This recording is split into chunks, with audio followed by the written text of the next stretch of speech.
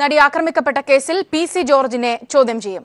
നടപടി ദിലീപിനെതിരെ ഗൂഢാലോചനയുണ്ടെന്ന ജോർജിന്റെ വെളിപ്പെടുത്തലിൽ. അതേസമയം സുരക്ഷാ കാരണങ്ങളാൽ ദിലീപിനെ ജയിലിലേക്ക് പുറത്തിറക്കാനാകില്ലെന്ന് പോലീസ് കോടതിയെ അറിയിച്ചു. കോടതി നടപടികൾ വീഡിയോ കോൺഫറൻസിംഗിലൂടെ വേണമെന്ന പോലീസിന്റെ ആവശ്യം കോടതി അംഗീകരിച്ചു. സിബി ചേർന്നുണ്ട് ഈ രണ്ട് വാർത്തകളുടെയും വിവരങ്ങളുമായി. സിബി, ആദ്യം തന്നെ പി.സി. ജോർജിനെ ചോദ്യം ചെയ്യുന്നതുമായി ബന്ധപ്പെട്ട് പ്രത്യേകിച്ച് നമ്മൾ കണ്ടതാണ്, അറസ്റ്റിലായ പിറ്റേ ദിവസമാണ് പി.സി. ജോർജ് ദിലീപിനെ അനുകൂലിച്ചുകൊണ്ട് ദിലീപിനെതിരെ ഗൂഢാലോചനയുണ്ടെന്നൊക്കെ പറഞ്ഞുകൊണ്ട് രംഗത്തെത്തിയിരുന്നത്. ഈ ഒരു പശ്ചാത്തലത്തിലാണോ ചോദ്യം ചെയ്യൽ? എന്തൊക്കെയാണ് വിശദാംശങ്ങൾ? സൗമ്യ, ഈ നടിയെ ആക്രമിച്ച കേസിൽ ദിലീപിനെ അറസ്റ്റ് ചെയ്തതിന് പിന്നാലെയാണ് പി.സി. ജോർജ് എം.എൽ.എ ഇത്തരത്തിലൊരു വിവാദമായ പരാമർശം നടത്തിയത്. ഈ കേസിൽ ദിലീപിനെ അറസ്റ്റ് ചെയ്തതിന് പിന്നിൽ ഗൂഢാലോചന ഉണ്ടെന്നായിരുന്നു പി.സി. ജോർജ് ഒരു സ്വകാര്യ ചാനൽ നൽകിയ അഭിമുഖത്തിൽ പറഞ്ഞത്. അദ്ദേഹം പറഞ്ഞത് കോടിയേരി ബാലകൃഷ്ണ വകുപ്പിന്റെ ADGP ബി സന്ധ്യ, ഒരു തിയേറ്റർ ഉടമ, ഇങ്ങനെ 3 പേരും കൂടി നടത്തിയ ഒരു ഗൂഢാലോചനയാണ് ദിലീപിനെ അറസ്റ്റ് ചെയ്യാൻ കാരണമെന്നാണ് അദ്ദേഹം സ്വകാര്യ ചാനൽ നൽകിയ അഭിമുഖത്തിൽ പറഞ്ഞത്. കൂടാതെ ഈ ദിലീപിനെ ഗൂഢാലോചന നടത്തിയതിൽ കാക്കാട് ജയിൽ സൂപ്രണ്ടുമുണ്ടെന്ന് കാണിച്ചുകൊണ്ട് പി.സി. ജോർജ് മുഖ്യമന്ത്രിക്ക് ഒരു കത്ത് അയച്ചിരുന്നു. ഈ കാക്കാട് ജയിൽ വെച്ച് പൾസർ സുനി ഒരു കത്ത് അയച്ചിട്ടുണ്ട്. ആ കത്ത് എങ്ങനെയാണ് ആ കത്തിൽ ജയിലിന്റെ സീൽ വന്നത്, അത് ജയിൽ സൂപ്രണ്ട് അറിയാതെ, അല്ലെങ്കിൽ ഈ കേസുമായി ബന്ധപ്പെട്ടുകൊണ്ട് ആ കേസുമായി ബന്ധപ്പെട്ടുകൊണ്ട് എഴുതിയ കത്ത് എങ്ങനെ പുറത്തുപോയി, അതിൽ എങ്ങനെ ഒരു പേപ്പർ പൾസർ സുനിക്ക് ലഭിച്ചു, അല്ലെങ്കിൽ അതിൽ സീൽ ഉണ്ടായി എന്നുള്ള കാര്യങ്ങളെല്ലാം ചൂണ്ടിക്കാട്ടിക്കൊണ്ടാണ് ഈ പി.സി. ജോർജ് മുഖ്യമന്ത്രിക്ക് ഒരു കത്ത് അയക്കുകയും ചെയ്തിരുന്നു. ഈ ഒരു കാര്യത്തിൽ, ഈ ഒരു സംഭവത്തെ തുടർന്ന് അല്ലെങ്കിൽ ഗൂഢാലോചന ഉണ്ട് എന്ന് പി.സി. ജോർജ് വെളിപ്പെടുത്തിയ സാഹചര്യത്തിലാണ് പി.സി. ജോർജിനെ ചോദ്യം ചെയ്യേണ്ടി വരിക. Aluva rural SP A.V. George ആണ് നമ്മോട് ഈ കാര്യം പറയുകയും ചെയ്തു. നാളെ അങ്കമാലി കോടതിയിൽ ഹാജരാക്കുമ്പോൾ ഈ കാര്യം കോടതി പരാമർശിച്ചാൽ ഇതിൽ ഒരു ഉത്തരം വേണം. അതിനാൽ പി.സി. ജോർജിനെയും ചോദ്യം ചെയ്യേണ്ടി വരും. ഇതിനായി പി.സി. ജോർജ് നമ്മളൊപ്പം ടെലിഫോൺ ലൈൻ ചേർന്നത്. ശ്രീ പി.സി. ജോർജ്, ഗൂഢാലോചന ആരോപിച്ചിരിക്കുന്ന പശ്ചാത്തലത്തിലാണ് താങ്കൾ മൊഴിയെടുക്കുന്നത്. അത്ര വിഷമിക്കേണ്ട കാര്യം ജോറി അത്ര വിഷമിക്കുന്നത് എനിക്ക് നിർബന്ധമില്ല. ഇന്ത്യൻ പൗരൻ എന്ന നിലയിൽ എനിക്ക് ബോധ്യമുള്ള കാര്യം പറയാൻ എനിക്ക് സ്വാതന്ത്ര്യമുണ്ട്. എന്നെ ഒന്നും ചോദ്യം ചെയ്ത് വിഷമിക്കണമെന്നില്ല. പിന്നെ വേറൊരു കാര്യം, ഇപ്പോ ദിലീപിന്റെ ഗൂഢാലോചന ഉണ്ടെന്നാണല്ലോ ഇപ്പൊ പോലീസ് പറയുന്നത്. ആദ്യം ഗൂഢാലോചന ഇല്ലെന്ന് പറഞ്ഞ് ബഹുമാനപ്പെട്ട മുഖ്യമന്ത്രി പിണറായി സഖാവ ആദ്യം പിണറായി സഖാവിനെ ഒന്ന് ചോദ്യം ചെയ്തേച്ച് ആ ജോർജ് എന്റെ അടുത്തോട്ട് വേണ്ട ചോദ്യം ചെയ്യാൻ. അപ്പൊ ഞാൻ ഉത്തരം പറഞ്ഞു കൊടുക്കാം. അതന്നെ അതിന്റെ മര്യാദ. പൗരന് അവകാശം തുല്യമാണല്ലോ. മുഖ്യമന്ത്രി ആണെങ്കിലും PCR MLA ആണെങ്കിലും അവകാശം തുല്യമാണ്. അപ്പോ പോലീസ് പറയുന്നത് ദിലീപ് ഗൂഢാലോചന നടത്തിയെന്നാ. Very good. അങ്ങനെ എന്റെ അഭിപ്രായം ഇല്ലെന്നാണ്. ഉണ്ടെന്ന് പറഞ്ഞ് ഗൂഢാലോചന ഇല്ലെന്ന് പറഞ്ഞ് മുഖ്യമന്ത്രിയുടെ കൈ വാടിച്ച് നടന്നുകൊണ്ട് അങ്ങനെ പോലീസ് എന്നെ ചോദ്യം ചെയ്യുമ്പോൾ എങ്ങനെ നോക്കുന്നത്? ആദ്യം മുഖ്യമന്ത്രി ഒന്ന് ചോദ്യം ചെയ്യട്ടെ, അത് കഴിഞ്ഞ് എന്റെ അടുത്തോട്ട് വരട്ടെ.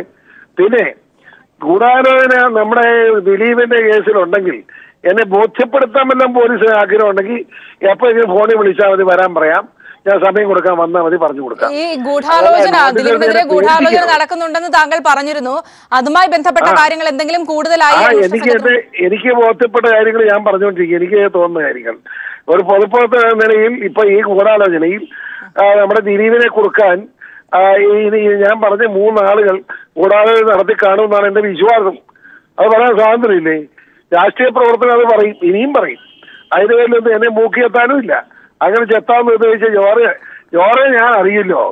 12 വയസ്സോളം പോലെ ഇങ്ങനെ പറയുന്ന ഒരു ശ്രീ പി.സി. ജോർജ്, താങ്കളെ പോലെയുള്ള ഒരു വ്യക്തി ഇങ്ങനെ പറയുമ്പോൾ സ്വാഭാവികമായും അതിന് എന്തൊക്കെ ഒരു സംശയം എന്നതിനപ്പുറത്തേക്ക് താങ്കൾക്ക് എന്തെങ്കിലും അന്വേഷണ ഉദ്യോഗസ്ഥർക്ക് മുമ്പാകെ ചൂണ്ടിക്കാണിക്കാൻ ഉണ്ടാകുമല്ലോ. വരാമല്ലോ, എന്റെ അടുത്ത് വരാമല്ലോ.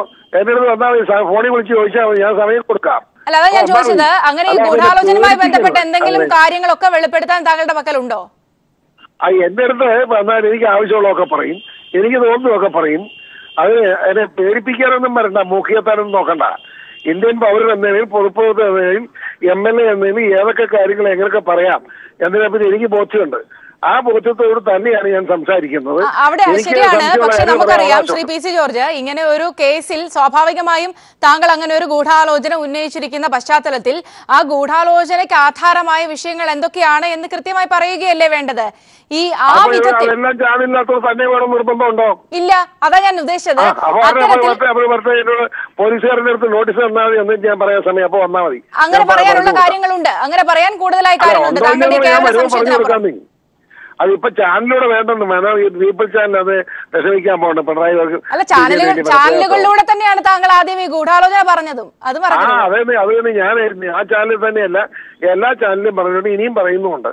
ഒരു കുഴപ്പമില്ല, അതിന് ഒരു കുഴപ്പമില്ല. എന്റെ പരിധിക്ക് നിന്നുകൊണ്ട് തന്നെയാണ് സംസാരിക്കുന്നത്, കുഴപ്പമൊന്നുമില്ല കേട്ടോ. ശ്രീ പി സി ജോർജ്, ഹൈക്കോടതി പോലും സംശയത്തിന്റെ നിഴലിൽ നിർത്തിയിരിക്കുന്ന ഒരു വ്യക്തിയാണ്. പ്രഥമ ദൃഷ്ട്യാ തെറ്റുണ്ട്, കുറ്റം ഉണ്ട് എന്ന് വ്യക്തമായിരിക്കുന്നു എന്നൊക്കെ കോടതി ഇന്ന് പറഞ്ഞൊരു പശ്ചാത്തലം കൂടിയുണ്ട്. ഇപ്പോഴും പറഞ്ഞ ആ സ്റ്റാൻഡിൽ തന്നെ നിൽക്കുകയാണ്. നിങ്ങൾ ഈ പീപ്പിൾ ചാനൽ ഇങ്ങനെ മോശക്കർത്താനം പറയാൻ പാടില്ല. അതായത് ഹൈക്കോടതി പോലീസിന്റെ വർഷം എന്താണ് അതാണ് എടുത്തു പറയുന്നത്. ഇനിയുടെ കാരണങ്ങളോ അതുകൊണ്ട് ജാമ്യം കൊടുക്കാൻ പറ്റുകയില്ല. ഞാനാണ് ഹൈക്കോടതി ജഡ്ജിയായിട്ട് അവിടെ ഇരിക്കുന്നതെങ്കിലും ദിലീപിന് പോലീസ് ചാർജ് ചുമത്തുമ്പോ ജാമ്യം കൊടുക്കാൻ പറ്റുകയില്ലെന്നേ. അത് ഞാനിന്ന് രാവിലെ എന്നോട് ചോദിച്ചു ഒരിക്കലും ജാമ്യം കിട്ടുക. ഞാനായിരിക്കുന്നത് ഞാൻ കൊടുക്കില്ലല്ലോ. ജഡ്ജി എന്തെങ്കിലും കൊടുക്കാൻ പാടില്ല, നിയമമുണ്ട് ഇതിനൊക്കെ. വെറുതെ ജാമ്യം കൊടുക്കാൻ പറ്റുമോ? പക്ഷെ ഫസ്റ്റ് ക്ലാസ് മജിസ്ട്രേറ്റ് ജാമ്യം കൊടുത്തില്ല. അപ്പോഴേ ചാനലെല്ലാം കൂടെ കുറ്റക്കാരനാണെന്ന് ആയിരം മണ്ടത്തരം പറയുന്നത്. ഫസ്റ്റ് ക്ലാസ് മജിസ്ട്രേറ്റിന് നിങ്ങൾക്ക് ജാമ്യം കൊടുക്കാൻ അധികാരമില്ല. ഫസ്റ്റ് ക്ലാസ് മജിസ്ട്രേറ്റിന് കേസ് കമ്മിറ്റ് ചെയ്ത് സെഷൻ കോടതി വേണം ജാമ്യം. അല്ലാതെ ഈ സെക്ഷൻ ഇട്ട് കഴിഞ്ഞാൽ 376, 336, 120 ഒക്കെ ഇട്ടിരിക്കുക. 120 ഉള്ള ഫസ്റ്റ് ക്ലാസ് മജിസ്ട്രേറ്റ് ചെയ്യാം. 376 ഇട്ടിരിക്കുമ്പോ സെഷൻ കോടതിക്ക് ജാമ്യം കൊടുക്കാൻ പറ്റൂ. ഇത് ആർക്കും അറിയില്ലാത്ത. അതിനിപ്പോ ചാനലുകാരെല്ലാം കൂടെ പറയുക ഫസ്റ്റ് ക്ലാസ് മജിസ്ട്രേറ്റ് ജാമ്യം നിഷേധം കുറ്റം ബോധ്യപ്പെട്ടതുകൊണ്ട് ജാമ്യം നിഷേധിച്ചെന്ന്. അങ്ങനെയൊന്നും ചാനൽ പറയരുത്, അതൊക്കെ മോശമാണ്. നമ്മളെ പൊതുസമൂഹത്തിൽ ഇങ്ങനെ മോശം പറയുന്നത് ശരിയല്ല. ഏതെങ്കിലും ഒരു വ്യക്തി ഓടിച്ചിട്ട് ഇന്നിപ്പോൾ ഹൈക്കോടതിയാണ് കാര്യം കൂടി പറഞ്ഞിരിക്കുന്നത്. ശ്രീ പി സി ജോർജ്, ഇന്നിപ്പോൾ ഹൈക്കോടതിയാണ് പറഞ്ഞിട്ടുള്ളത്. ഞാൻ കേട്ടു, ഹൈക്കോടതി പറഞ്ഞ ക്ലിയറാ. ഇന്ന ചാർജുകൾ ചുമത്തപ്പെട്ടിരിക്കുന്നു. ഈ സാഹചര്യത്തിൽ ദിലീപ് പുറത്തിറങ്ങിയാൽ അമിത സ്വാധീനമുള്ള ആളാണ്. അങ്ങനെ സ്വാധീനമുള്ള ആള് പുറത്തിറങ്ങിയ സാക്ഷിയെ സാധിക്കാൻ സാധ്യതയുണ്ട്.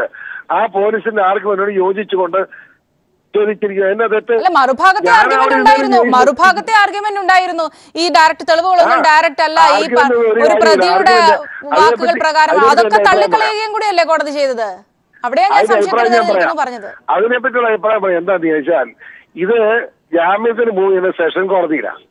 സെഷൻ കോടതി മൂവ് ചെയ്തിട്ട് അവിടുന്ന് തള്ളിയിട്ടുണ്ട് ഹൈക്കോടതി പോകാൻ.